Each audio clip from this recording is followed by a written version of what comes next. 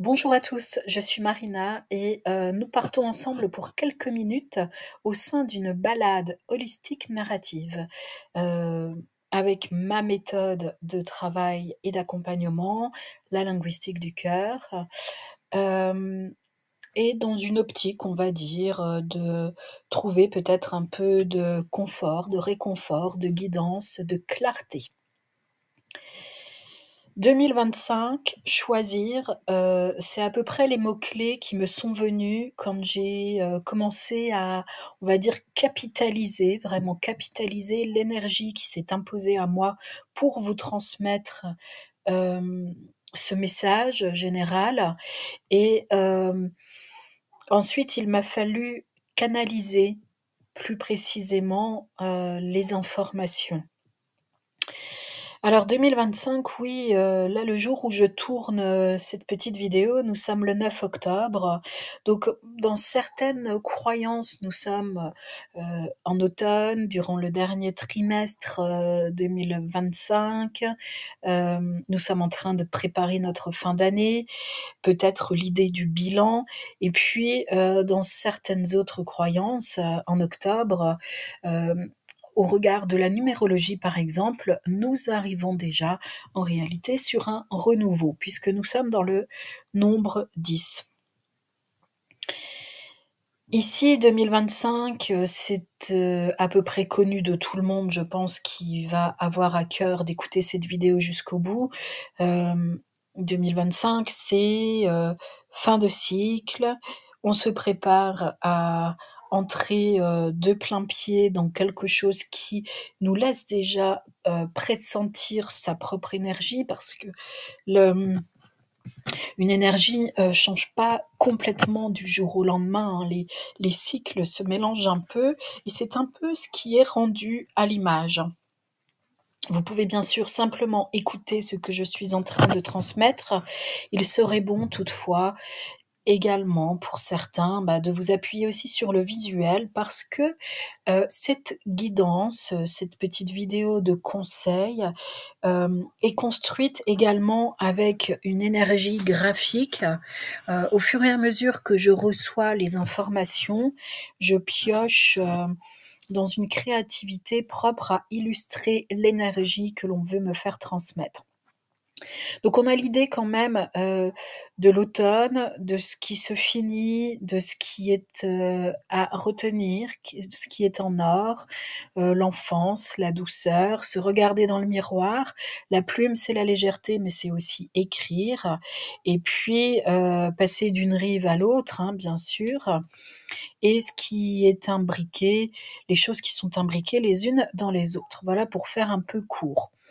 La première idée qui m'a été transmise ne va pas être résumée ici en quelques mots succincts, mais se positionne plutôt, vraiment dans le graphisme qui est devant vos yeux.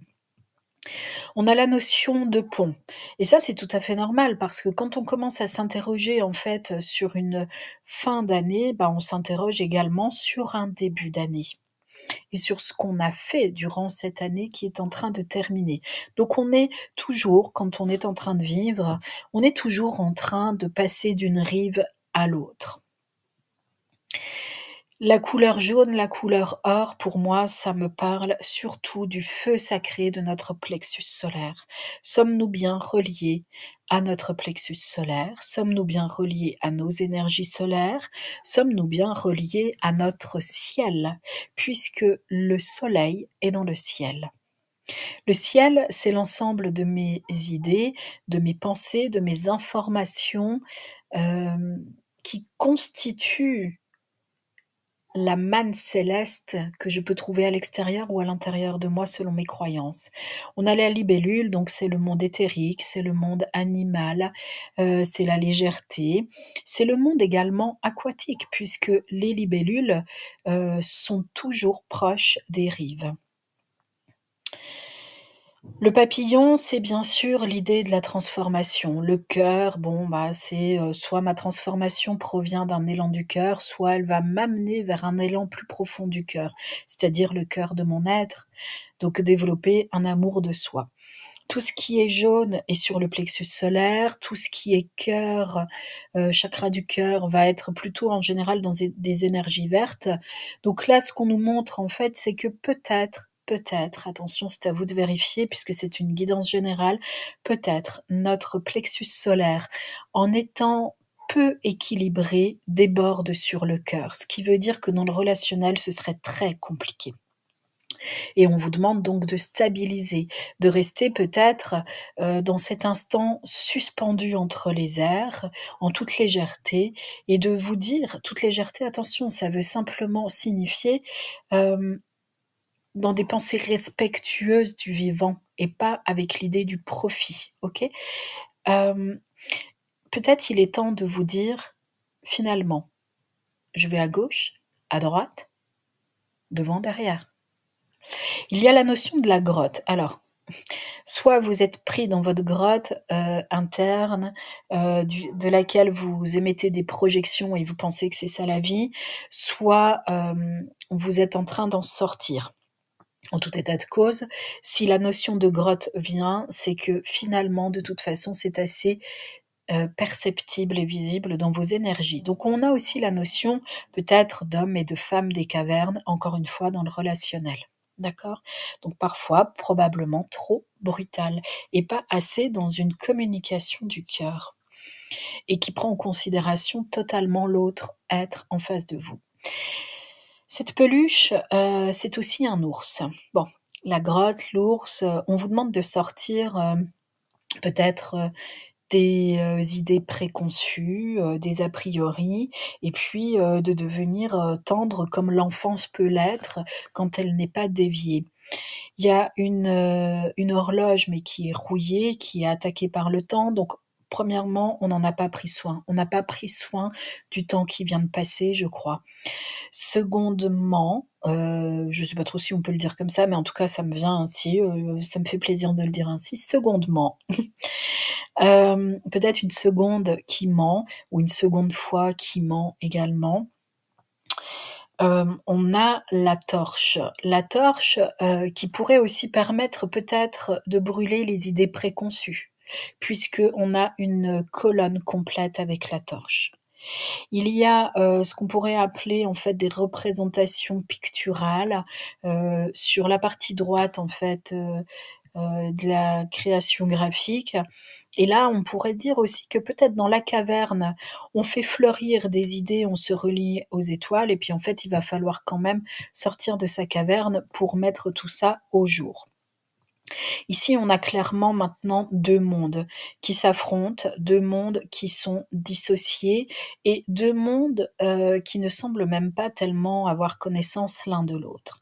Il y a le côté, en fait, qui peut être assez, si je regarde sur la partie droite, assez sale, assez déchiré, assez malpropre. Et ça, c'est peut-être un côté intérieur où on a l'impression d'être sali par l'extérieur, donc pas reconnu à sa juste valeur, etc. Côté gauche, on va être sur quelque chose qui est beaucoup plus ordonné, qui est élégant, qui est graphique. On peut avoir sur la dame qui est complètement à gauche, si on regarde vers le haut, on peut voir apparaître l'esquisse déjà d'un oiseau, un échassier, qui est réputé pour son élégance également. Il y a la notion de l'or qui est fort présente et qui représente justement tout ce qui est en or à l'intérieur de soi.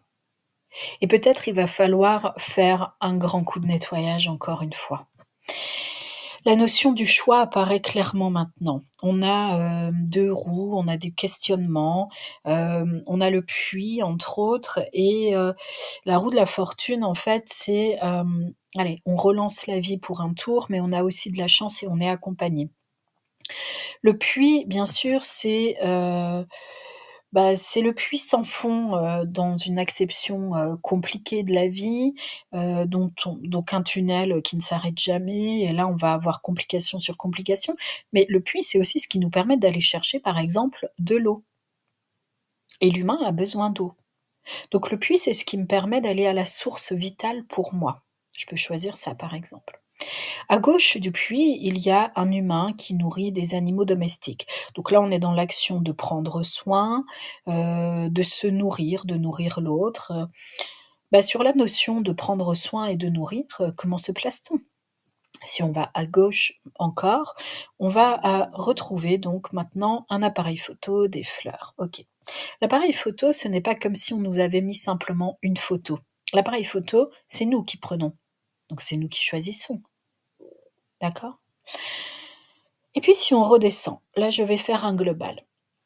Si on redescend maintenant et qu'on englobe les 5 autres, pictos, ou petits dessins, on est quand même sur la notion de la fleur, en 3 représentations. Spirituelle, classique à colorier, un peu en espèce de pâte à modeler et cetera. Quelqu'un qui court, il y a l'argent. Est-ce que c'est quelqu'un qui court après l'argent et qui pense que ça va faire fleurir sa vie? Là, je vous laisse, observer et comprendre où vous vous placez dans cette roue. Est-ce que vous avez, quitté la spiritualité? Est-ce que vous passez par la spiritualité pour être enfin acteur de vos prises de vue, et nourrir correctement? C'est à vous de voir. À présent, on va être fortement sur l'énergie rouge, de 1000 façons et ça nous rappelle notre sang. En tant qu'être humain, bien sûr, notre sang. La tomate, c'est aussi, cette, production végétale, qui est souvent classée dans les légumes, mais qui est un fruit. Et puis, il est de bon ton de dire: «Mais non, c'est un fruit». Et quand on commence à dire: «Mais c'est un fruit», on est en opposition, en correction, on se place au-dessus des autres. Est-ce qu'ils nous avaient demandé de nous préciser, de leur préciser, pardon, ce que c'était, ce qu'ils avaient, dans l'assiette et cetera? Peut-être pas. Il y a aussi la tortue, attention. La tortue, c'est la sensation quand même d'avancer lentement. Lentement mais sûrement, peut-être, je ne sais pas. Tout en bas à droite, il y a la transformation des tomates. Donc on peut vous dire que vous êtes plein de ressources. Et puis la tomate, c'est quand même l'ancrage à la terre puisque ça pousse en terre, hem, ça pousse sur terre, c'est du rouge et on peut transformer en fait tout ce qui est matérialité. À présent, on est sur une poursuite d'informations, où on va nous relier peut-être, un peu plus à notre animal totem. L'animal totem ou la communication animale d'une manière générale, c'est ce qui nous apporte en fait un lot d'informations et de renseignements ou d'enseignements, hem, à travers une représentation qui s'éloigne du monde humain et peut-être qui a besoin de s'éloigner du monde humain pour être mieux, reçue. Donc je vous laisse, trouver les animaux, les éléments végétaux et cetera. Je ne dis rien de précis. À un moment donné, vous pouvez mettre sur pause pour observer un peu mieux cette, petite, création graphique et puis vous dire, avec quoi, je me sens à l'aise, en fait. Avec quoi je me sens à l'aise, en fait. On pourrait se sentir à l'aise avec beaucoup de choses, hein, dans la vie et puis même avec des choses qui sont moins visibles. La suite du message, c'est, ce qui vous regarde n'est pas pour vous. Ce qui vous regarde n'est pas pour vous. Bon, je ne sais pas pour qui c'est, mais en tout cas, il y a au moins pour une personne, ce qui vous regarde n'est pas pour vous. Moi, je dirais que d'une manière générale, ce qui vous regarde de près et de loin, c'est ce qui vous observe et qui a besoin de vous comprendre. Donc c'est quelque chose, quelqu'un qui ne vous comprend pas. Et c'est peut-être dans ce sens-là que ce n'est pas pour vous. Allez vers, ce qui vous comprend, vers ce qui s'intègre correctement et pas vers ce qui est déjà sur le départ. Choisissez avec qui vous allez passer la prochaine année et les prochaines années. Il y a aussi, sur la partie en haut à droite, ce cercle, qui permet en fait de comprendre que ça peut descendre un escalier, il y a des paliers et cetera. Il y a tout un système de gradation, de superposition dans cette création graphique, hem et on peut se retrouver ainsi dans l'idée symbolique, heu des êtres qui se complètent. Les êtres qui se complètent, c'est quand ils ne sont pas eux-mêmes complets. Et arriverons-nous à faire en sorte que toutes les informations graphiques là devant nous maintenant soient compatibles? Ça, c'est la question.